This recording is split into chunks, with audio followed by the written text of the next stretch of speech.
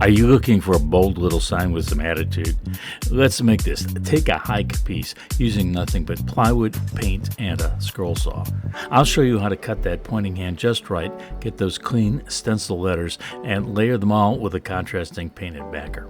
Whether you're a beginner or seasoned sawdust maker, this project is lots of fun.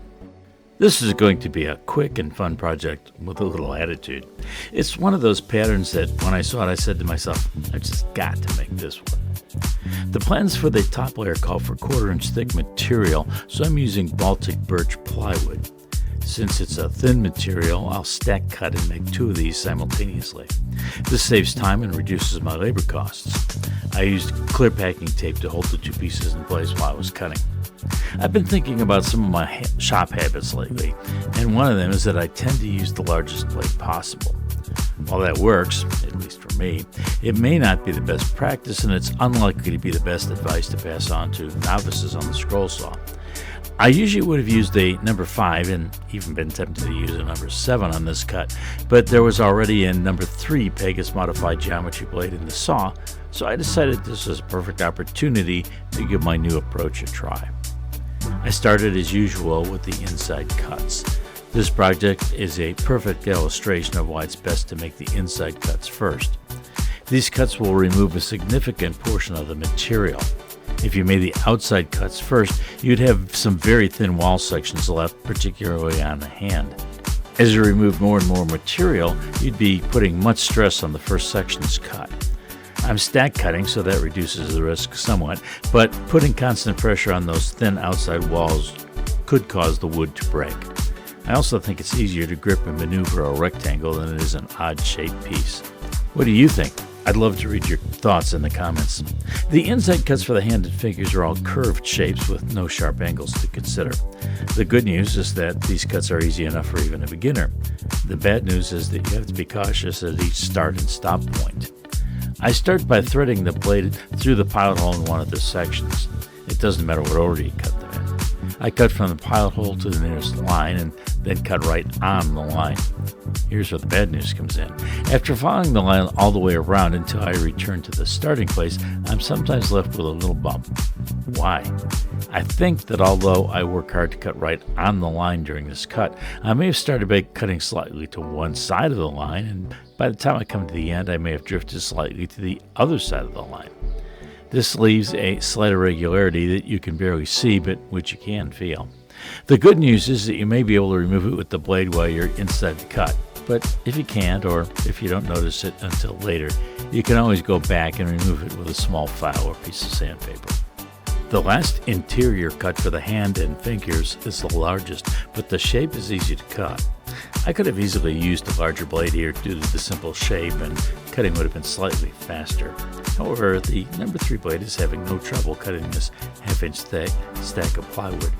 I have to occasionally remind myself to take my time and let the blade do the work. If I put too much pressure on the blade to speed up the process, the blade is likely to flex. If so, I won't get 90-degree edges on the cut. The other possibilities are that the blade could overheat and scorch the wood, or that it could break. The only challenging part for a beginner should be the next, and that's cutting out the letters that spell out "take a hike." I'll give some tips on cutting out the T and the A. If you can cut these, the rest will be easy. The T is all right angles, so cutting it will be a great skill builder if you're new, and a skill practicing task if you're experienced. I drilled the pilot hole near an intersection, cut to it, and then across part of the crossbar of the T. From here on, there will be a series of 90-degree angles and straight lines.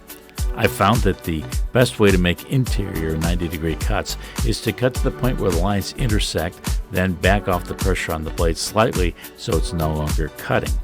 You can then use the saw blade curve just created, plus the waste area on the inside of the letter, to pivot the workpiece 90 degrees to the next direction that you want to cut, and then you start cutting again.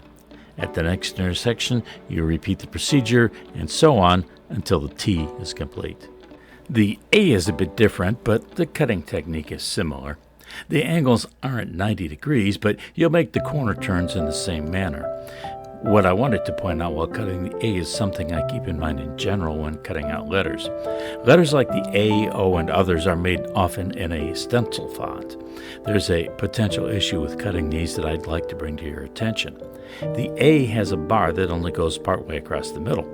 Otherwise, the top section would fall out, and the letter, possibly the project, would be ruined. When cutting letters in a stencil font, I generally cut on the inside of the line rather than right on the line. This ensures a little extra material in the middle that will hopefully prevent part of the letter from breaking out. I think it's a good idea to practice cutting on the inside of the lines for all the letters. This ensures decent spacing between the letters and prevents them from accidentally running into one another or looking crowded. Now I'm ready to finish cutting the top layer by making the exterior cut. There aren't any sharp turns or intersections where I'd start cutting when possible, so I started at the top middle where the thumb crosses the hand.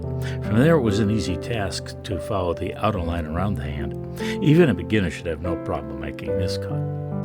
I'm also cutting the backer from 1/4-inch Baltic birch plywood, so it's set up for stack cutting 2 at a time, just as I did for the front layer.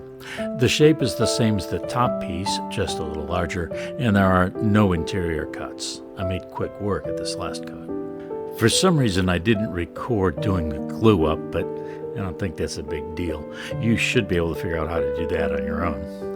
This is a fun little project, and the sign is something you might want to hang near the entrance to your man cave or workshop when you want to spend some quality time there. Actually, isn't any time spent in the workshop quality time?